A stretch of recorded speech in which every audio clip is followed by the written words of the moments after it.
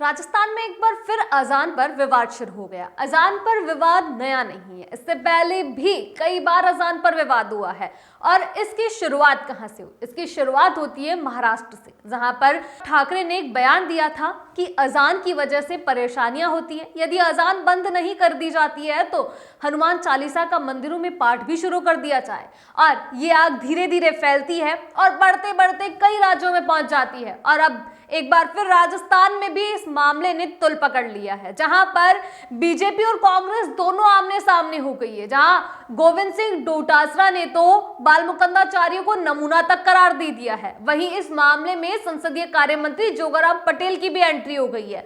जोगाराम पटेल ने इस मामले को लेकर कहा है कि देश में कानून बना हुआ है जिसकी पालना सभी को करनी चाहिए।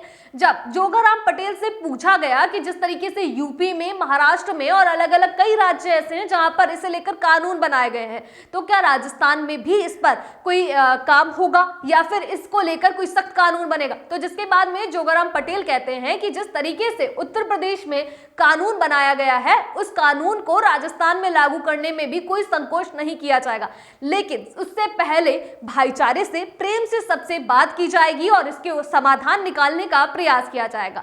वहीं गोविंद सिंह डोटासरा ने बालमुकुंदाचार्य पर तीखा हमला बोला है और उन्होंने तो नमूना कहने के साथ साथ यहां तक कह दिया है कि उनका मानसिक संतुलन बिगड़ गया है। ऐसे में उन्होंने सरकार से ही मांग कर दी है कि बालमुकुंदाचार्यों को सुरक्षा मुहैया कराई जाए, क्योंकि जिस तरीके के वो बयान देते हैं, विवादित बयान कहो या फिर बयानों को लेकर जो हलचल वो पैदा करते हैं, ऐसे में कभी भी उन पर हमला हो सकता है। तो उन्हें सुरक्षा मुहैया करी जाए ताकि वो खुद को सुरक्षित महसूस भी कर सके।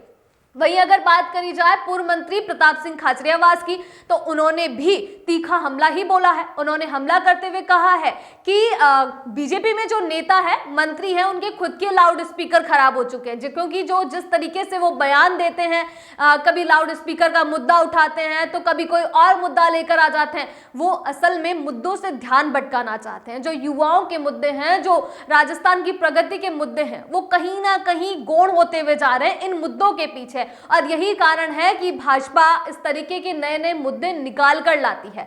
अब आपको बताएं कि ये मुद्दा शुरू कहां से होता है। ये मुद्दा शुरू होता है बालमुकुंदाचार्य से। बालमुकुंदाचार्य अजान को लेकर आपत्ति जताते हैं। उन्होंने सवाल खड़े किए हैं कि जिस तरीके से 5 बार अजान पढ़ी जाती है उसकी वजह से कई लोगों को परेशानी होती है। अगर स्कूली बच्चों की बात करें तो उनकी परीक्षाएं शुरू हो चुकी है, ऐसे में अजान की वजह से उन्हें पढ़ने में दिक्कत होती है।